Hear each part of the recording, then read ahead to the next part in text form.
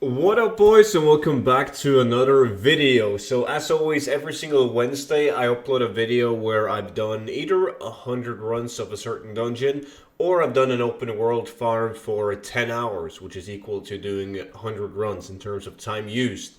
And in today I've done mana tombs again, and I've done mana tombs so many times. I think we're at above 1,000 runs. We really are. And a lot of people struggle to realize why I've done so much mana tombs. And it's because, I'm going to go through why. And, like, what can you get from mana tombs that's so good? Well, in the past, you can make a lot of gold on, like, these world drop TBC recipes, like blacksmithing, leatherworking, tailoring, epic patterns, plans, all of that. They sold for a lot of gold. So you wanted to go into a place where you could kill the most mobs possible because these are world drops. So Mana Tombs is really good for that. There's a lot of mobs in it. And it can also give you a decent amount of steady gold. And we're going to take a look at that after these 100 runs. And we're also going to look back on the last time we did 100 runs. So that's why I've done the 1,000 plus runs of Mana Tombs. It's just because I was chasing those epic world drops. And also, I knew that in the end of the day, even if I didn't get any epics, I was still going to make some gold steady, like guaranteed. So, if we look at the loot from 100 runs that I've done now, this is it. So, we got 2,400 roughly of the adamantite, 1,400 in the bags right now. So, we also got 23 corium bars. I've done it with mining this time, which makes it even steadier. And 77 Eterniums. We got 60 Primal Earth, only 7 Primal Fire, but that's because you only get it when you mine Corium. 86 Primal Shadows, because there's like these giant Void Walkers inside the dungeon. So that's like the steady gold. And also, if you mine one of the bosses, it's going to give you the lesser planner essences. They're not really worth that much gold. But when it's all melted down, since I have mining, obviously I can also melt it, it's like roughly between 120 to 150,000 gold guaranteed. So we're looking at 12 to 15,000 gold, like guaranteed an hour from Mana Tombs. Once it all sells, obviously. I'm going to use these mats for crafting, so I'm going to make even more from it. When it comes to specific items that you have to, like the big drops, there's a couple of transmog items that can drop in Mana Tombs. When it comes to world drops, there's like the Staff of Natural Fury. The best transmog piece is probably going to be the Blade of Wizardry. I always sell these hats. You guys can see it's a 0.03 sell rate. They're really, really easy sell. Right now in my realm, though, they're pretty much worthless, only 120 gold. But they always sell. They do. This one is pretty decent, actually. Crown of Endless Knowledge, only 4,000 gold right now in my realm, 15,000 gold market value, but it's an easy sell. And these bows, like bows are really good. Wrath of the Lich King and TBC bows have been doing really well for me. This one, another decent blade. This blade right here, it's the Dragon Wing blade. I've sold plenty of those as well. And then shitty legs. These legs are bad, but it's a blue item. The only blue item worth keeping, the rest was vendor trash. And then I got myself the Cat Swiftness and the Major Resilience on chest. In terms of epics though, I only managed to get this one.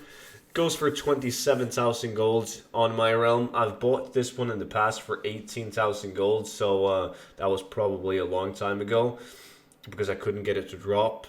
But 27,000 gold now, so it's actually gone up. So hopefully I can sell it for more than 18. And then I also got the recipe for the heroic pot. This is 25,000 gold market value, 199 gold on my realm. But keep in mind that I play an Arch and Dawn EU, and it's probably the realm with the lowest prices overall. It's ridiculous. So all in all, once I've sold everything, we're probably looking at like 200,000 gold, or 20,000 gold an hour, and that is if I like, I might make more, but I gotta be lucky and I gotta sell it at the, like what it's on the auction house for right now. But like from experience, I may need to undercut, and I really doubt that I can sell this for 27k. I usually have to post TBC patterns and recipes for a long time until they sell, which takes me back to what I was talking about, like why I did so much Mana Tombs. And I did a lot of Mana Tombs. I don't do that much Mana Tombs now, and that's simply because there's so many bots doing TBC dungeons. You guys have probably been to a Botanica and you've seen like the demon hunters just going in and out like crazy, it's because it's probably an easy dungeon to I don't know, maneuvers the bots through, because you enter at one place, kill last boss, and then the place to leave the dungeon is right behind the last boss. It's probably easy to do on loop, and the raw gold it's not good, but I guess for them it's probably good enough. And also, the only thing they probably keep is like the epics. So, Felstay Longblade was the best plan or recipe in TBC that you could get. At one point, it was as high as 750,000 gold market value. I've seen people buy it for 50,000 gold now. It's stupid. So that's why I'm not doing Monotombs that much anymore. But it's still a really good dungeon. And you guys can make even more gold. If you guys have mining, obviously you'll make what you can see in the bags right here. But from the previous time I did it on heroic mode, but I didn't kill any bosses, because as soon as you kill a boss, you're gonna get locked out. Because if you do it on heroic mode, you can get these items right here, the prison keys, and you're selling for right now 400 gold each on my realm.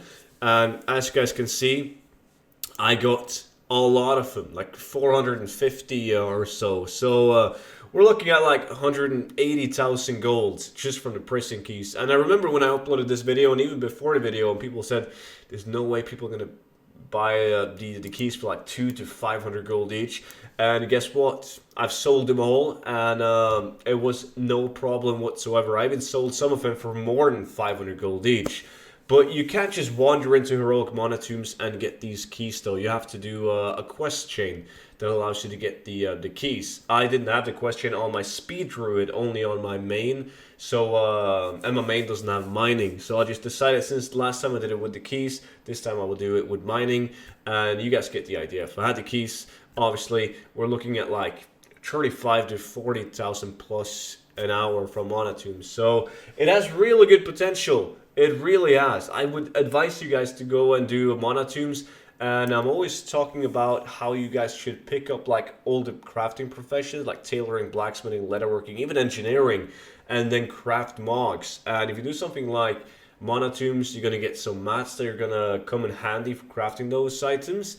And you're also going to get, if you're lucky, some recipes that you can send over to your profession to, and so you don't have to pay gold to buy the recipes and craft those items. Don't sell the recipe, learn the recipe and craft the item, and in the long term, that's always going to give you more gold.